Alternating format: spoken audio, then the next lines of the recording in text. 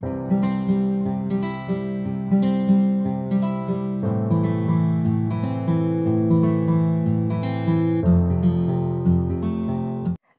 বন্ধু বান্ধৱীসকল, ইজৰাগীতিলৈ আপোনালোকক স্বাগতম। আমি কৰ্মগতভাৱে ৰাজনীতি বিজ্ঞানৰ পাঠটো আলোচনা কৰি আছো। বৰ্তমান আমি মৌলিক অধিকাৰৰ বিষয়ে আলোচনা কৰি আছো। আমাৰ মৌলিক অধিকাৰবোৰ আমাৰ সংবিধানৰ ৩য় খণ্ড আৰু আৰ্টিকল বা অনুচ্ছেদ ১২ৰ পৰা ৩৫ লৈকে আছে। বৰ্তমানলৈকে আমি মৌলিক অধিকাৰ মানে কি আৰু ই সংবিধানৰ ক'ৰ পৰা ক'লৈকে আছে আৰু আমাৰ ইয়াত কি অধিকাৰ দিয়া আছে সেইবিলাকৰ বিষয়ে আলোচনা কৰি আছো। আমি পাই আহিছো যে মৌলিক অধিকাৰ হৈছে মানুহৰ জীয়াই থাকিবৰ বাবে আটাইতকৈ প্ৰয়োজনীয় কিছুমান অধিকাৰ আৰু সেইবিলাক আমাৰ ভাৰতৰ সংবিধানৰ ৩য় খণ্ডৰ ১২ৰ পৰা ৩৫ নং অনুচ্ছেদলৈকে দিয়া হৈছে। আমাৰ সংবিধানে আমাক ৬ প্ৰকাৰৰ মৌলিক অধিকাৰৰ কথা কৈছে। সেইবিলাক হৈছে সমতাৰ অধিকাৰ, স্বাধীনতাৰ অধিকাৰ, শোষণ বিৰোধী অধিকাৰ, ধৰ্মৰ স্বাধীনতা, সংস্কৃতি আৰু শৈক্ষিক অধিকাৰ, সংবিধান প্ৰতিকাৰৰ অধিকাৰ। বৰ্তমান আমি সমতাৰ অধিকাৰৰ বিষয়ে আলোচনা কৰিলোঁ। ১৪ নং আৰ্টিকলৰ পৰা ১৮ নং আৰ্টিকললৈকে আমি অলৰেডি আগৰ ভিডিঅ'ত আলোচনা কৰিছোঁ। সংবিধানৰ ১৪ নং আৰ্টিকলৰ পৰা ১৮ নং আৰ্টিকললৈকে বিশেষকৈ সমতাৰ কথা কোৱা হৈছে। ইয়াত বিশেষকৈ ইকুৱেল বিফৰ ল and equal protection of law, অৰ্থাৎ আইনে সকলোকে সমান সুৰক্ষা দিব আৰু আইনৰ চকুত সকলো সমান, সেইটো কথা কোৱা হৈছে ১৪ নং আৰ্টিকলত। ১৫ নং অনুচ্ছেদত কোৱা হৈছে যে জাতি, ধৰ্ম, লিংগ আৰু জন্মস্থানৰ ভিত্তিত কোনো ধৰণৰ বৈষম্য সৃষ্টি কৰিব নোৱাৰিব। ১৬ নং অনুচ্ছেদত কোৱা হৈছে যে যিবিলাক চৰকাৰী চাকৰি আছে সেইবিলাকত সকলোকে সমান সুবিধা দিব লাগিব। ১৭ নং অনুচ্ছেদত অস্পৃশ্যতা বিলুপ্তিৰ কথা কোৱা হৈছে। ১৮ নং অনুচ্ছেদত উপাধি বিলুপ্তিকৰণৰ কথা কোৱা হৈছে। উপাধি মানে যিবিলাক আমাৰ ইংৰাজ চৰকাৰে দিছে বা আমাক শত্ৰু ৰাষ্ট্ৰৰ পৰা উপাধি পাইছিলে সেই উপাধিবিলাক ল'ব নোৱাৰিব, তেনেকুৱা ধৰণৰ কথা কৈছে। আজি আমি আলোচনা কৰিম স্বাধীনতাৰ অধিকাৰ বা ৰাইট টু ফ্ৰীডম। ভাৰতৰ সংবিধানে স্বাধীনতাৰ অধিকাৰ ১৯ৰ পৰা ২২ নং আৰ্টিকললৈকে বা অনুচ্ছেদলৈকে দিছে। ইয়াত বিশেষকৈ আমাৰ যিখিনি জীয়াই থাকিবৰ কাৰণে স্বাধীনতাৰ প্ৰয়োজন, আমি যিখিনি স্বাধীন বা ফ্ৰীডম পালেহে আমি আগবাঢ়ি যাব পাৰিম, সেইখিনিৰ কথা কোৱা হৈছে। স্বাধীনতাৰ অধিকাৰ প্ৰথম অনুচ্ছেদটো হৈছে ১৯ নং অনুচ্ছেদ। এই ১৯ নং অনুচ্ছেদটোক সংবিধানৰ ৰিট বা মেৰুদণ্ড বুলি কোৱা হয়। এইটো মনত ৰাখিব, এইটো সুধি থকা দেখা যায়। যদি আমাৰ সংবিধানৰ পৰা ১৯ নং অনুচ্ছেদটো নাইকিয়া কৰি দিয়ে, তেনেহ'লে আমাৰ সংবিধানৰ যিখিনি আমাক মৌলিক অধিকাৰ দিছে, সংবিধানে যিখিনি আমাক অধিকাৰ দিছে, সেই অধিকাৰখিনি মেৰুদণ্ডহীন হৈ যাব। মেৰুদণ্ডডাল নাথাকিলে আমি যেনেকৈ পোন হৈ থাকিব নোৱাৰোঁ, তেনেকৈ যদি সংবিধানৰ সেই ১৯ নং আৰ্টিকলত যিখিনি অধিকাৰৰ কথা কোৱা হৈছে সেই অধিকাৰখিনি নাইকিয়া কৰি দিলে আমাৰ বাকীখিনি অধিকাৰ দিয়াৰ কোনো ধৰণৰ মূল্য নাথাকিব। সেইকাৰণে ১৯ নং আৰ্টিকলটোক সংবিধানৰ ৰিট বা মেৰুদণ্ড বুলি কোৱা হয়। ইয়াত এটা অধিকাৰৰ কথা কোৱা নাই ১৯ নং অনুচ্ছেদত। ইয়াত পৃথক পৃথক ৬টা স্বতন্ত্ৰতাৰ কথা কৈছে। প্ৰথম অৱস্থাত অৱশ্যে ইয়াত ৭ প্ৰকাৰৰ স্বতন্ত্ৰতাৰ কথা কোৱা হৈছিলে, কিন্তু বৰ্তমান ইয়াত ৬ প্ৰকাৰৰ স্বতন্ত্ৰতাহে আছে। এটা ইয়াৰ পৰা নাইকিয়া হৈ গ'ল। আমাৰ সংবিধানে আমাক সম্পত্তিৰ অধিকাৰ প্ৰদান কৰিছিলে, কিন্তু ১৯৭৮ চনৰ ৪৪তম সংবিধান সংশোধনী অনুসৰি আমাৰ হাতৰ পৰা সম্পত্তিৰ অধিকাৰটো লৈ গ'ল আৰু সেইটো লিগেল ৰাইট হ'ল। সেইটো মৌলিক অধিকাৰত নাই, সেইটো লিগেল ৰাইটত আছে। ইয়াতো দিয়া সেই ৭টা অধিকাৰৰ এটা ইয়াত নাইকিয়া হৈ গৈছে। আমি এতিয়া পাম কি দিছিলে আমাক সংবিধানে ১৯ নং আৰ্টিকলত কি স্বাধীনতাৰ কথা কৈছে। ফাৰ্ষ্ট আহিলে অভিব্যক্তিৰ স্বতন্ত্ৰতা বা কথা কোৱাৰ স্বতন্ত্ৰতা। আমাক সংবিধানে এনেকুৱা এটা অধিকাৰ দিছে যে আমি কথা ক'ব পাৰোঁ, আমাৰ মনত কি আছে আমি তাক প্ৰকাশ কৰিব পাৰোঁ। আমাৰ সংবিধানে আমাক অভিব্যক্তি কৰা বা কথা কোৱাৰ অধিকাৰ দিছে। আমাৰ মনত ধৰক কিবা এটা ভাৱ আছে, সেই ভাৱটো আমি প্ৰকাশ কৰিব পাৰোঁ, আমি ক'ব পাৰোঁ যে আমি এইটো ভাল পাইছোঁ, বেয়া পাইছোঁ। সেই অধিকাৰটো আমাক সংবিধানে দিছে। ইয়াত কথা কোৱাৰ অধিকাৰ এনেকুৱা নহয় যে অকল কথা ক'লেই নিজৰ অধিকাৰটো প্ৰকাশ কৰিব পাৰি, তেনেকুৱা ধৰণৰ কথা নাহে। ধৰক আমি কিবা এটা খেলত জিকিছোঁ, আমি তেতিয়া ক'ম জিকিছোঁ, তেনেকৈ ক'ম নাই। সেই ঠিক তেনেদৰে সেইটো আমাৰ মনৰ ভাল লগা ভাৱটো প্ৰকাশ হ'ল, সেইটো এটা আমাৰ অভিব্যক্তি। বা আমাৰ চৰকাৰৰ ওপৰত কিবা এটা ক্ষোভ আহিলে, আমি চৰকাৰৰ কিবা এটা কথাত বেয়া পাইছোঁ, আমি ধৰক শান্তিপূৰ্ণভাৱে বহি ক'লা পতাকা দেখুৱাই আছোঁ যে আমি একো কোৱা নাই মুখে, কিন্তু আমি ক'লা পতাকা দেখাই আছোঁ যে আমাক কিবা এটা হৈছে। সেইটোও হয় নাই যে আমি তোমালোকৰ প্ৰতি বিৰোধ ভাৱ প্ৰকাশ কৰিছোঁ, আমি কিবা এটা বেয়া পাইছোঁ, সেইটোও ইয়াতেহে আহিব। ঠিক তেনেদৰে আমি দেখিছেনে বাৰু কেতিয়াবা এনেকৈ পুতলা সাজি জ্বলাই দিয়ে, সেই পুতলা সাজি জ্বলাই দিলেও সেইটো বিৰূপ প্ৰদৰ্শন কৰে যে তোমাক মই এইটো কাৰণে বেয়া পাইছোঁ। সেই মানুহজনক বেয়া পাইছে, তেওঁকতো জ্বলাই দিব নোৱাৰে ন, তেওঁৰ এটা পুতলা সাজি জ্বলাই দিয়ে যে সেইটো এটা বিৰোধ। তাত কোনো ধৰণৰ কথা কওক বা নকওক, সেইটো এটা মনৰ ভাৱ প্ৰকাশ হৈছে। ঠিক তেনেদৰে RTI কৰা, আমি যে কওঁ ৰাইট টু ইনফৰমেশ্যনৰ জৰিয়তে আমি কিবা এটা জানিব বিচাৰোঁ, সেইটো এটা অভিব্যক্তি। অৰ্থাৎ অভিব্যক্তি বা কথা কোৱাৰ ক্ষেত্ৰত নিজৰ মনৰ ভাৱ প্ৰকাশ কৰাৰ লগতে ধৰক আমি কাৰোবাৰ প্ৰতি বা আমাৰ চৰকাৰখনৰ প্ৰতি আন কাৰোবাৰ প্ৰতি আমি বিদ্ৰোহ প্ৰদৰ্শন কৰিব পাৰিম, সেইটো আমাৰ অধিকাৰ দিছে। কিন্তু তাৰ মানেও এনেকুৱাও নহয় যে আমি কথা ক'ব পাৰিম বুলি যি টি য'তে ত'তে ক'ব পাৰিম। আমাৰ সংবিধানৰ আৰ্টিকল 13ত আমাৰ যিখিনি অধিকাৰ দিয়া হৈছে সেই অধিকাৰখিনি সীমিত কৰা হৈছে যে আমি অধিকাৰখিনি যেনেকৈ মন যায় তেনেকৈ ইউজ কৰিব নোৱাৰোঁ। মানে আমাৰ যুক্তি থাকিব লাগিব, তাত কিবা এটা কথা থাকিব লাগিব, তেতিয়াহে আমি সেই অধিকাৰখিনি উপভোগ কৰিব পাৰিম। হ'ল বুলিলে মানে আমি জাহা তাহা উপভোগ কৰিব নোৱাৰোঁ। আমিতো যেতিয়া 13টো পঢ়িছিলোঁ তেতিয়া পাইছিলোঁ ন। তাৰপিছত আহিলে সভা বা মিটিং কৰাৰ স্বাধীনতা। কি হয়, আমি দেখি আছোঁ ন, আমাৰ কাৰোবাৰ কেতিয়াবা মন গ'ল, কাৰোবাৰ কিবা এটা প্ৰয়োজন হ'ল, আমি কিছুমান মানুহ গোট খাব পাৰোঁ, গোট খাই পেলাই সেই বিষয়টো আলোচনা কৰিব পাৰোঁ। আমাক কোনো বাধা দিব নোৱাৰে, আমাৰ সেইটো প্ৰয়োজন অনুসৰি আমি সেই কামখিনি কৰিব পাৰোঁ। কিন্তু তাত এটা কণ্ডিশ্যন আছে, যেতিয়া আমি সভা বা সমিতি বা মিটিং পাতিম কিন্তু তাত আমি অস্ত্ৰ শস্ত্ৰ লৈ গোট খাব নোৱাৰোঁ, সেইটো আমাৰ বাধা দিছে। আমি যদি শান্তিপূৰ্ণভাৱে অস্ত্ৰ শস্ত্ৰ নোলোৱাকৈ কিবা কথা আলোচনা কৰিব বিচাৰোঁ, ক'ৰবাত গোট খাব বিচাৰোঁ, আমাৰ সংবিধানে সেইটো সম্পূৰ্ণ মানে তুমি গোট খাব পাৰিবা, তুমি তোমাৰ কথাখিনি আলোচনা কৰিব পাৰিবা, তুমি কাৰোবাক জনাব পাৰিবা, সেই অধিকাৰখিনি দি থৈছে। তাৰপাছত 19 নং আৰ্টিকলৰ সংঘ বা সংগঠন গঠন কৰাৰ স্বাধীনতা দিছে, যে আমাৰ মন গ'ল আমি এটা সংগঠন কৰোঁ, ধৰক 50 জন মানুহ গোট খাই পেলাই এটা সংগঠন কৰোঁ, তাৰ এটা ধুনীয়াকৈ নাম দিওঁ, আমি চৰকাৰক তাৰ হৈ কিবা জনাওঁ যে আমাৰ কিবা দাবী কৰিবলগীয়া আছে, চৰকাৰক যেনিবা কিবা দৃষ্টিগোচৰ কৰিবলগীয়া আছে, তাৰ কাৰণে কিছুমান মানুহ গোট খুৱাব পাৰোঁ, গোট খুৱাই পেলাই আমি ক'ব পাৰোঁ, এটা নাম দিব পাৰোঁ সেই সংগঠনটোৰ। এইবিলাক কৰাৰো আমাক সংবিধানে সম্পূৰ্ণৰূপে অধিকাৰ দি থৈছে। আৰু সেই বুলি এনেকুৱাও নহয় যে আমি তালিবান টাইপৰ মানে যিবিলাক নিষিদ্ধ সংগঠন, সেই নিষিদ্ধ সংগঠনো গঠন কৰিব নোৱাৰোঁ, কিন্তু সংগঠন গঠন কৰি আমি জনাব পাৰোঁ বা আমাৰ প্ৰয়োজনখিনি পূৰাব পাৰোঁ। ধৰক এতিয়া কিছুমান সংগঠন গঠন হৈছে, দুখীয়া মানুহক ধৰক সহায় কৰিবলৈ এটা সংগঠন গঠন হৈছে, ঠিক আছে, তেনেকৈ গঠন কৰিব পাৰে, তাত বাধা নাই যে কোনেও ক'ব নোৱাৰে তুমি দুখীয়া মানুহক সহায় কৰিবলৈ সংগঠন কেনেকৈ গঠন কৰিলা, তেনেকৈ ক'ব নোৱাৰে। বা আমি এনেকুৱা এটা সংগঠন গঠন কৰিলোঁ, ধৰক কাৰোবাক আমি শিক্ষা দিম, ঠিক আছে, আমি তেনেকৈ শিক্ষা দিব পাৰোঁ, আমি সংগঠন এটা গঠন কৰিব পাৰোঁ। কিন্তু তাৰ মানে এনেকুৱা নহয় যে আমি অস্ত্ৰ শস্ত্ৰ লৈছোঁ, এনেকুৱা এটা সংগঠন আমি মানুহ মাৰিম, মানুহ কাটিম, এনেকুৱা ধৰণৰ অধিকাৰ দিয়া নাই। কিন্তু সংগঠন শান্তিপূৰ্ণভাৱে সংগঠন গঠন কৰাৰো অধিকাৰ আমাৰ সংবিধানে দিছে।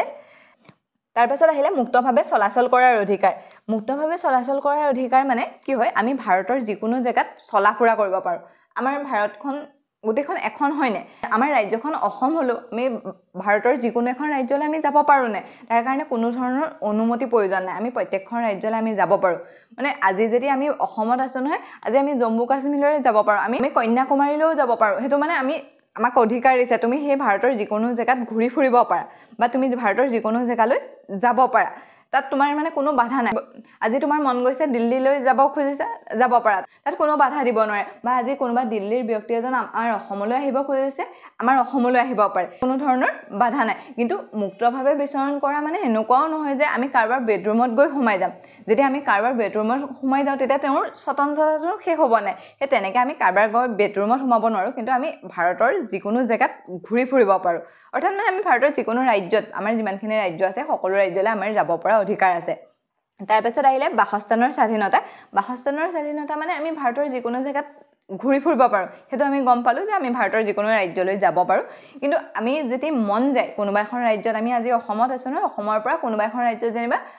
পশ্চিমবংগলৈকে গ'লোঁ, পশ্চিমবংগত আমাৰ ভাল লাগিলে যে আমি ইয়াত থাকিবলৈ বিচাৰোঁ, ইয়াত আমি ঘৰ বাৰী লৈ পেলাই আমি থাকোঁ, মানে সেইটো আমাৰ সংবিধানে সুবিধা দিছে, হয় তুমি থাকিব পাৰা, মানে তুমি তাত মাটি কিনিব পাৰা, মাটি কিনি তাত তুমি ঘৰ বাৰী ল'ব পাৰা, বা তুমি মাটি নাই কিনা যেনিবা কোনোবা এটা ঘৰ ভাড়া লৈ তুমি তাত ভাল পাইছা, তুমি তাত কিবা কাম কৰিবলৈ গৈছা, তুমি তাত থাকিব পাৰা, তাত কোনো ধৰণৰ বাধা নাই। মানে এনেকুৱা নহয় যে তুমি ঘূৰি ফুৰিবলৈ গ'লা, ঘূৰি ফুৰি যে তাৰ পৰা গুচি আহিব লাগিব, জেগাটো চাই পেলাই গুচি আহিব লাগিব, এনেকুৱা নহয়, তুমি তালৈ যাব পাৰা, তাত থাকিব পাৰা, তাত কোনো ধৰণৰ বাধা দিব নোৱাৰে। প্ৰথম অৱস্থাত আমাৰ জম্মু কাশ্মীৰত যেতিয়া 370টো প্ৰয়োগ হৈ আছিলে, 370 যেতিয়া আছিলে তেতিয়া মানে আমি জম্মু কাশ্মীৰলৈ ফুৰিবলৈ যাব পাৰিছিলোঁ, কিন্তু তাত ঘৰ মাটি লৈ আমি বসবাস কৰিব নোৱাৰিছিলোঁ তাত। কিন্তু বৰ্তমান তেনেকুৱা ধৰণৰ কোনো কথা নাই, বৰ্তমান আমি জম্মু কাশ্মীৰতো থাকিব পাৰোঁ। মানে এতিয়া জম্মু কাশ্মীৰৰ পৰা আমাৰ 370টো আঁতৰাই দিলে যে, সেইকাৰণে আমি তাতো বসবাস কৰিব পাৰোঁ। তাৰপাছৰটো হ'ল যিকোনো ধৰণৰ বৃত্তি, ব্যৱসায় বা বাণিজ্যৰ স্বাধীনতা আছে। মানে ধৰক আমাৰ যি মন যায় আমি সেইটো কৰিব পাৰোঁ, যি মন যায় মানে এইটো কথা কৈছে, ধৰক মোৰ পঢ়ুৱাই ভাল লাগিছে, মই পঢ়ুৱাব পাৰোঁ, সেইটোত মানে বাধা দিব নোৱাৰে। ধৰক কাৰোবাৰ দোকান এখন খুলিবলৈ মন গৈছে, তেওঁৰ ব্যৱসায় কৰিবলৈ মন গৈছে, তাত কোনো ধৰণৰ বাধা দিব নোৱাৰে ধৰক যেতিয়া আমি ভাল কাম কৰি কিবা এটা উপাৰ্জন কৰিব বিচাৰো আমি যেটো ভাল পাওঁ আমাৰ মনটোৱে ধৰক আমাৰ মেকআপ আৰ্টিষ্ট হ'ব মন আছে আমি মেকআপ আৰ্টিষ্ট হ'ব পাৰো তাত কোনো ধৰণৰ বাধা নাই হেতু নিজৰ মনৰ পছন্দত আমি নিজৰ বৃত্তিটো বা ব্যৱসায়টো আমি বাছি ল'ব পাৰো যে আমি এটো ভাল পাওঁ এই কামটো কৰিম সেই কামটো কৰিব পাৰি তাত কোনো ধৰণৰ বাধা নাহে তাৰ মানে এটো এনেকুৱা নহয় যে এটো অপৰিসীম নহয় কিন্তু ধৰক আমাৰ বম বনাবলৈ মন গৈছে বলে আমি বমৰ ফেক্টৰী এটা খুলি লওঁ কিন্তু হেতুত চৰকাৰে বাধা দিব তেনেকুৱাও নহয় যে আমি জিহকে মন যায় তাকে কৰিব পাৰো আমি দেশখনৰ ক্ষতি হোৱাকৈ একো কৰিব নোৱাৰো কিন্তু আমি নিজৰ মনৰ পছন্দৰ কামটো কৰিব পাৰো বুজি পালেনে 19 নং আৰ্টিকলটো কিয় মেৰুদণ্ড বুলি কয় কাৰণ এইখিনি যদি নাইকিয়া কৰি দিয়ে আমাক এই যিখিনি অধিকাৰ দিছে সেই অধিকাৰখিনি যদি নাইকিয়া কৰি দিয়ে ন একোৱে নাথাকিব এটা চাব দে ধৰক আমি চৰকাৰৰ বিৰুদ্ধে বিৰোধ কৰিব লাগে ধৰক চৰকাৰে কিবা এটা বেয়া কাম কৰিছে আমি হেতুৰ বিষয়ে মাত মাতিব লাগে আমাৰ হাতত 19 নং আৰ্টিকলটো নাথাকিব তেতিয়া আমি মাত মাতিব পাৰিম জানো কেতিয়াও নোৱাৰো তেতিয়া কি হ'ব আমাক যেতিয়া মন যায় কাৰবাক বলে মাৰিবলৈ মন গৈছে চৰকাৰে আজি বলে আমকক মাৰিবলৈ মন গৈছে মাৰি দিয়া একো কথা নাই আমিতো একো ক'বই নোৱাৰো আমাৰ হাতততো একো ক্ষমতাই নাথাকে আকৌ ঠিক তেনে ধৰে আমাৰ ধৰক কিবা কাম এটা কৰি ভাল লাগিছে যেনিবা কিবা কাম এটা আমি কৰিব বিচাৰো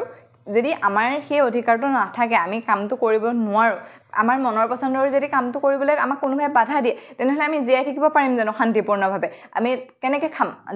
মোৰ যেনিবা দোকান এখন খুলিব লাগে মই তেনেকৈ চলিব লাগে মোৰ পৰিয়াল চলাব লাগে মই যদি দোকানখন খোলাত মোক কোনোবাই বাধা দিয়ে তেনেহলে মই দোকানখন খুলি ব্যৱসায় কৰিব পাৰিম জানো নোৱাৰিম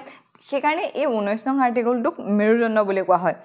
অৱশ্যে এই 19 নং আৰ্টিকলটো কেতিয়াবা নাইকিয়া কৰি দিব পাৰে আমাৰ মনত আছেনে যেতিয়া লকডাউন হৈছিল লকডাউন হওঁতে আমাৰ কিছুমান অধিকাৰ নাইকিয়া হৈ গৈছিল ভাবকচোন আমি ৰাস্তাই পথলৈ ঘূৰি ফুৰিব পাৰিছিলো জানো সভা সমিতি কৰিব পাৰিছিলো জানো পৰা নাছিলো ন এই 19 নং আৰ্টিকলটো কিন্তু তেনেকৈ ৰাখি দিব পাৰে আকৌ এনেকুৱা নহয় যে 19 নং আৰ্টিকলটো একো কৰিব নোৱাৰে তেনেকুৱা নহয় 19 নং আৰ্টিকলটো অলপ সময়ৰ কাৰণে ৰাখি দিব পৰাৰ কিছুমান কথা আছে ধৰক এতিয়া যদি ইমাৰ্জেন্সি দিয়াৰ টাইমত 19 নং আৰ্টিকলটো নাইকিয়া হয় নং আৰ্টিকলটো সেই সময়ত কাম নকৰে আমাৰ সকলোতো সেই মনত আছে আমি কৰোনা সময়ত তেনেকৈ ওলাই মেলি ফুৰিব নোৱাৰো তেতিয়া আমাৰ ওলাই মেলি মানে আমাৰ মৌলিক অধিকাৰে আমাক ওলাই মেলি বা ঘূৰি ফুৰাৰ অধিকাৰ দিছে বুলি আমি সভা সমিতি কৰাৰ অধিকাৰ দিছে বুলি আমি কৰিব পাৰিম জানো মানে তেতিয়া আৰু কি হ'ব গম পাইছে নহয় আমিতো দেখিছোই কেনেকুৱা কি হৈছিল সেইকাৰণে সেই সময়খিনিত মানে ইয়াক বাধা দিব পৰাৰো ক্ষমতা আছে ঠিক আছে আকৌ এবাৰ গোটেইকেইটা চাই লওঁ পটাপট কি কৈছে 19 নং আৰ্টিকলত প্ৰথমটো হৈছে কথা কোৱা বা মত প্ৰকাশৰ অধিকাৰ তাৰ পাছত আহিলে সভা বা মিটিং কৰাৰ অধিকাৰ সংগঠন গঠন কৰাৰ অধিকাৰ মুক্তভাৱে চলাচল কৰাৰ অধিকাৰ ভাৰতৰ যিকোনো জায়গাত বসবাস কৰাৰ অধিকাৰ নিজৰ ইচ্ছা অনুসৰি বৃত্তি বাণিজ্য বা ব্যৱসায় কৰাৰ স্বাধীনতা প্ৰথম অৱস্থাত ইয়াৰ উপৰিও সম্পত্তিৰ অধিকাৰৰ কথা কোৱা হৈছিল মানে নিজৰ মন গলে আমি সম্পত্তি ক্ৰয় কৰিব পাৰিছিলো বা সম্পত্তিখিনি আমাৰ লগত ৰাখিব পাৰিছিলো কিন্তু যেতিয়া আমাৰ মৌলিক অধিকাৰৰ পৰা সম্পত্তিৰ অধিকাৰটো নাইকিয়া কৰি দিয়া হ'ল সেই নাইকিয়া কৰি দিয়াৰ পাছত এটো 300 এলৈ গুচি গ'ল এটো মৌলিক অধিকাৰ হৈ নাথাকিল ই আমাৰ লিগ্যাল ৰাইটছ হ'ল ঠিক আছে যেতিয়া আমি 300 পঢ়িম তেতিয়া এই বিলাকৰ বিষয়ে ডিটেইলছত আলোচনা কৰিম এতিয়া আমি অনুচ্ছেদ 20 লৈ এই 20 আৰু যেটো 21 নং অনুচ্ছেদ আছে সেই অনুচ্ছেদ কেইটা বহুত বেছি ইম্পৰ্টেন্ট হয় এই অনুচ্ছেদ কেইটা আমাৰ ৰাষ্ট্ৰপতি সংসদ বা কোৰ্ট কোনো ইয়াক ৰাখিব নোৱাৰে মানে ইয়াক ৰখাৰ ক্ষমতা কাৰো নাই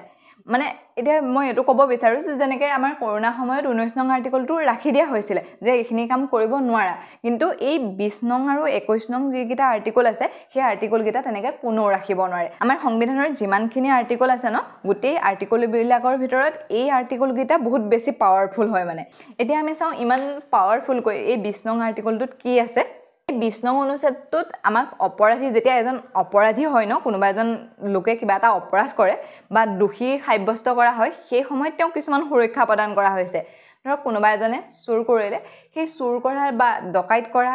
বা কাৰবাক মাৰ্ডাৰ কৰা সেই যিখিনি অপৰাধী আছে আমি গম পাওঁ ন অপৰাধী মানে বুজি পাইছে ন তেওঁ কিবা এটা অপৰাধ কৰিছে সেই অপৰাধীখিনিক কিছুমান ক্ষেত্ৰত সুৰক্ষা দিয়া হৈছে আমাৰ এটা মনলৈ আহিব পাৰে অপৰাধীজনক কেলে সুৰক্ষা দিব লাগে এটা আমি পাম যে সেই অপৰাধীজনকো কিছু ক্ষেত্ৰত সুৰক্ষা দিব লাগে নহলে মানে বহুত আমাৰ সিস্টেমটো খেলিমেলি হৈ যাব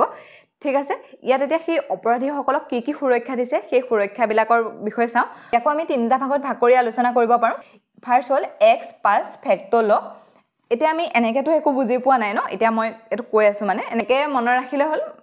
কেতিয়াবা যদি এই টাৰ্মটো পৰীক্ষাত আহি যায় তেতিয়া গম পাব যে কোনটো আৰ্টিকলত আছে কিন্তু মই এতিয়া বুজাই দিছো মানে এক্স পাস ফেক্টো ল মানে কি হয় এজন অপৰাধী কিবা এটা অপৰাধ কৰিলে সেই অপৰাধটোৰ বিনিময়ত তেওঁ যিমানখিনি শাস্তি পাবলগীয়া থাকে সেই শাস্তিখিনিহে তেওঁক দিব পাৰিব ধৰক আমাৰ সংবিধানত লেখা আছে যেনিবা চুৰি কৰিলে 2 বছৰ জেল হ'ব ঠিক আছে তেওঁক সেই 2 বছৰ জেলহে দিব পাৰিব তাৰ বাদে এনেকুৱা নহয় যে তেওঁ 2 বছৰ জেল কাটি আহিলে তেওঁ চুৰি কৰি পেলাই তেওঁ 2 বছৰ জেলত থাকিলে তাৰ পাছত আকৌ মন গল বোলে তেওঁক আজি মৰা যাব বোলে তেওঁক আকৌ 2 মাহৰ কাৰণে জেলত ৰখা হ'ব তেওঁক খাবলৈ দিয়া নহ'ব এই তেনেকুৱা ধৰণৰ কামবিলাক কৰিব নোৱাৰে আৰু ইয়াত কৈছে যে তেওঁ যেটো সময়ত অপৰাধটো কৰিছিলে সেই সময়ৰ আইন অনুসৰিহে তেওঁক শাস্তি দিব পাৰিব ইয়াৰ পৰা কি বুজা গৈছে যে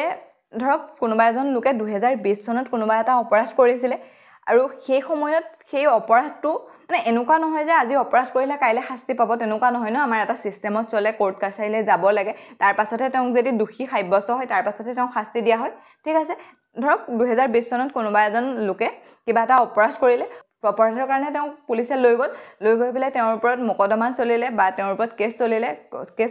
চলি আছে এতিয়া আহি পেলাই 2025 পালেহি যেনিবা 2020 চনত যদি সেই অপৰাধটোৰ কাৰণে 2 বছৰ জেললৈ যাব লাগিছিলে আৰু সেইটো খলাই মানে আমাৰ খলনি হৈ থাকে না সংবিধানখনত এইটো কামৰ কাৰণে এইটো বেলেগ খলনি হৈ থাকে যদি সেই কামটোৰ কাৰণে 2025 ত 10 বছৰ কাৰাদণ্ড হৈ যায় তেতিয়া মানে তেওঁক 10 বছৰ কাৰাদণ্ড দিব নোৱাৰে 2020 ত কিমান আছিল 2 বছৰ আছিল সেই 2 বছৰে শাস্তি দিব পাৰিব বুজি পাইছে নে যে 2020 চনৰ আইনত যেটো উল্লেখ আছিল যে চুৰ কৰিলে আপুনি 2 বছৰ শাস্তি পাব সেই 2 বছৰহে পাব যদি এতিয়া 2025 ত কোৱা হল যে চুৰ কৰিলে আপুনি 10 বছৰ মানে জেলত থাকিব লাগিব তেতিয়া আপোনাক সেই 10 বছৰ জেলত ৰাখিব নোৱাৰে তাৰ পাছত আহিলে ডুৱেল জিঅ'পাৰ্টি মানে হৈছে এটা অপৰাধৰ বাবে কোনো ব্যক্তিৰ বিৰুদ্ধে এবাৰতকৈ অধিক গোচৰ চলাব নোৱাৰিব আৰু শাস্তি দিব নোৱাৰিব কি হয় আজিকালি সোশ্যাল মিডিয়াৰ যুগ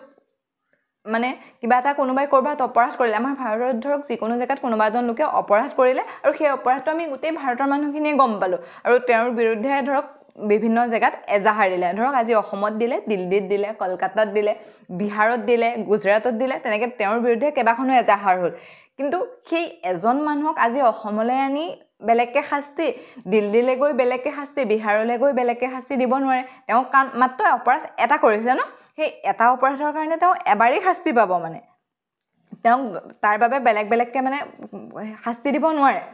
সেই তেতিয়া কি কৰা হয় যিমানখিনি এজাহাৰ দিয়া হয় নহয় সেইটো মাৰ্চ কৰি পেলোৱা হয় আৰু এটা জায়গাতে তেওঁ নিয়া হয় আৰু এটা জায়গাতে তেওঁ শাস্তি দিয়া হয় আকৌ ধৰক কোনোবা এজন অপৰাধীয়ে কিবা এটা দুখ কৰি 3 বছৰ জেলত থাকি আহিলে থাকি হোৱাৰ পাছত তেওঁৰ ৰাস্তাই পদূলিয়ে ঘূৰি ফুৰিছে ধৰক তেওঁৰ সাধাৰণ জীৱন যাপন কৰিছে কিন্তু ক'ৰবাত যেনিবা পুলিচ এজনে পালে ই 3 বছৰ আগতে এইটো কাম কৰিছিলে এইটো অপৰাধ কৰিছিলে ইয়াক লৈ যাওঁ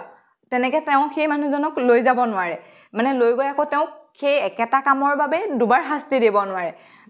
ভাবক এই কথাখিনিও বহুত দৰকাৰ যদি এজন অপৰাধী হয় কোনোবা এজনে কিবা এটা অপৰাধ কৰে তেওঁক যদি এইখিনি সুৰক্ষা আমাৰ সংবিধানে নিদিলেহেঁতেন পৰিস্থিতিটো কিমান ভয়াৱহ হ'লহেঁতেন সেইকাৰণে মানে এই ৰাষ্ট্ৰপতি সংসদ কোৰ্ট কোনেও আঁতৰাই দিব নোৱাৰে মানে তেওঁক ইমানখিনি প্ৰটেকশ্যন দিবই লাগিব নহ'লে কি হ'লহেঁতেন এটা কামৰ কাৰণে এটা অপৰাধৰ কাৰণে জেগাই শাস্তি পালেহেঁতেন কোনোবা এজন অপৰাধীয়ে বা সিমানখিনি তেওঁ পাবলগীয়া নহয় যদিও তেওঁ বহুত বেছি শাস্তি পাবলগীয়া হ'লহেঁতেন বা তেওঁৰ সমাজত এজন সাধাৰণ মানুহ হৈ জীয়াই থাকিব নোৱাৰিলেহেঁতেন যদি তেওঁ একেটা কামৰ কাৰণে যদি বাৰে বাৰে পুলিচে লৈ যায় তেওঁ বাৰে বাৰে জেলৰ পৰা ওলাই অহাৰ পিছত বাৰে বাৰে লৈ যায় তেওঁ সাধাৰণ জীৱন যাপন এটা কৰিব পাৰিব জানো আৰু সেই কাৰণে দেখিছেনে যেতিয়া লৈ যায় ন পুলিচে এনেকৈ মুখখন ঢাকি নিয়ে মুখখন উলিয়াই নিদিয়ে আৰু এনেকুৱা নহয় যে তেওঁক লৈ গৈছে বুলি পুলিচে লৈ গৈছে বুলি তেওঁ অপৰাধী হ'ব পুলিচে লৈ গ'লেই তেওঁ অপৰাধী নহয় তেওঁক বিচাৰ কৰিব লাগিব বিচাৰ কৰি যেতিয়া কোৰ্টে তেওঁক দোষী সাব্যস্ত কৰিব দোষী সাব্যস্ত কৰাৰ পাছতহে তেওঁ এজন অপৰাধী তেওঁক ইনিয়ে আপুনি বা মই অপৰাধী সজাব নোৱাৰোঁ তাৰ পাছত আহিলে আত্মদোষী বা মানে কোনোবা এজন লোকক নিজকে মানে নিজৰ বিৰুদ্ধে সাক্ষী দিবলৈ বাধ্য কৰাব নোৱাৰিব মানে মই ধৰক কিবা এটা অপৰাধ কৰিছোঁ যদি সেই অপৰাধটো মই ক'বলৈ বিচৰা নাই যে মই দুখটো কৰিছোঁ বা মই দুখটো নাই কৰা যেনিবা নকৰাকো কেতিয়াবা লৈ যাব পাৰে ন কাৰোবাৰ লগত লাগি পেলাই যাবলগীয়া হ'ব পাৰে তেতিয়া ধৰক ক'বলৈ যে তুমি দুখটো কৰিছাই বুলি ক'বলৈ মানে বাধ্য কৰিব নোৱাৰে সেইটো অপৰাধী এজনৰ কাৰণে সুৰক্ষা প্ৰদান কৰিছে আমাৰ সংবিধানে এনেকুৱা হয় ন কেতিয়াবা কোনোবা এটা ক্ষেত্ৰত কিবা এটা অপৰাধ হৈ যায় সেই অপৰাধটো হৈ যোৱাৰ সময়খিনিত কি হয় যে তাত বহুত মানুহ আছিলে কিন্তু কোনোবা এজনে সেই কামটোৰ লগত জড়িত নহয় তথাপিতো তেওঁক লৈ যোৱা হ'ল যদি তেওঁক লৈ গৈ তুমি দুখটো কৰিছাই তুমি হৈ কাহিবই লাগিব তেনেকুৱা কৰিলে কি হ'ব এজন নিৰপৰাধী লোকো তাত সোমাই যাব ন সেইকাৰণে তেওঁক বাধ্য কৰাব নোৱাৰে ইয়াৰ উপৰিও ইয়াত অন্য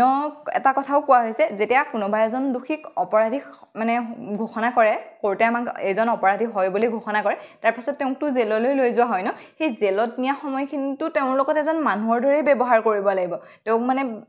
যে জেললৈ লৈ আহিলে তই আমুকটো অপৰাধ কৰিছ তোক খাবলৈ নিদিওঁ তই মানে এইখিনি শুবলৈ নেপাওঁ, তই ইয়াত আহিবলৈ নেপাওঁ, এনেকুৱা ধৰণৰ কামখিনি কৰিব নোৱাৰে। অৰ্থাৎ আৰ্টিকল 20ত এজন অপৰাধীক যিখিনি ক্ষেত্ৰত সুৰক্ষা প্ৰদান কৰিব লাগে সেইখিনিত সুৰক্ষা প্ৰদান কৰিছে। আৰু এইটো চাওকচোন বহুত বেছি ইম্পৰ্টেণ্ট। যদি এদিনৰ কাৰণে এই আৰ্টিকলটো নাইকিয়া হৈ যায়, ভাবক কি হ'ব। এই মানে কাৰোবাৰ প্ৰয়োজন হয় ন, কোনোবা এজন নিৰ্দোষী মানুহক বা এবাৰ বহুত দিনৰ আগতে দুখ কৰি থোৱা মানুহজনক লৈ যাব, তেওঁ নিজৰ বিৰুদ্ধে সই কাঢ়িব লাগিব, তেওঁক নি পেলাই আকৌ শাস্তি দিব, তেওঁ জীয়াই থকাৰো সম্ভৱ নহ'ব। ঠিক আছে, আজি আমি বাকীকেইটা আৰ্টিকল আলোচনা নকৰোঁ, বহুত বেছি দীঘলীয়া হৈ যাব। আজি এই যিখিনি আলোচনা কৰিলোঁ সেইখিনিৰ ইম্পৰ্টেণ্ট কেইটা চাই লওঁ। স্বাধীনতাৰ অধিকাৰটো সংবিধানৰ 19 নঙৰ পৰা 22 নং আৰ্টিকললৈকে উল্লেখ কৰা হৈছে। 19 নং আৰ্টিকলত আমাৰ সংবিধানে 6টা অধিকাৰৰ কথা কৈছে, আৰু যিটো 19 নং আৰ্টিকল সেইটো সংবিধানৰ মেৰুদণ্ড বা ৰীত বুলি কোৱা হয়। ফাৰ্ষ্টটো হৈছে কথা কোৱাৰ অধিকাৰ বা মত প্ৰকাশৰ স্বাধীনতা, সভা বা সমিতি পতাৰ অধিকাৰ, সংগঠন গঠন কৰাৰ অধিকাৰ, মুক্তভাৱে ভাৰতৰ যিকোনো জেগাত চলা ফুৰা কৰাৰ অধিকাৰ, ভাৰতৰ যিকোনো জেগাত বসবাস কৰাৰ অধিকাৰ, আৰু নিজৰ ইচ্ছা অনুসৰি বৃত্তি বাণিজ্য আৰু ব্যৱসায় কৰাৰ স্বাধীনতা। তাৰ পাছত আহিলে 20 নং আৰ্টিকল। 20 নং আৰ্টিকলত অপৰাধৰ বাবে দোষী সাব্যস্ত হোৱাৰ ক্ষেত্ৰত সুৰক্ষা প্ৰদান কৰিছে। ইয়াতো 3 প্ৰকাৰে সুৰক্ষা প্ৰদান কৰিছে। ফাৰ্ষ্টটো হৈছে এক্স পাছ ফেক্টো ল, অৰ্থাৎ কোনো ব্যক্তিয়ে কেৱল সেই কামৰ বাবেহে দোষী সাব্যস্ত কৰিব পাৰি যিটো কাম তেওঁ সংঘটিত কৰিছে আৰু তেওঁৰ যিটো সময়ত অপৰাধটো কৰিছিলে সেই সময়ৰ আইন অনুসৰিহে তেওঁক শাস্তি প্ৰদান কৰিব পৰা হয়। তাৰপিছত আহিলে ডুৱেল জিঅ'পাৰ্টি। ইয়াত কোৱা হৈছে যে একেটা অপৰাধৰ বাবে কোনো ব্যক্তিৰ বিৰুদ্ধে এবাৰতকৈ বেছি গোচৰ চলাব নোৱাৰে আৰু এবাৰতকৈ বেছি তেওঁক শাস্তি দিব নোৱাৰে। তাৰপাছত আহিলে চেল্ফ ইনক্ৰিমিনেশ্যন বা আত্মদোষী। কোনো অপৰাধত অভিযুক্ত কোনো ব্যক্তিৰ বিৰুদ্ধে সাক্ষী দিবলৈ বাধ্য কৰিব নোৱাৰিব। ঠিক আছে, আজিলৈ ইমানতে এৰিছোঁ। অন্য এটা ভিডিঅ'ত লগ পোৱাৰ প্ৰতিশ্ৰুতিৰে।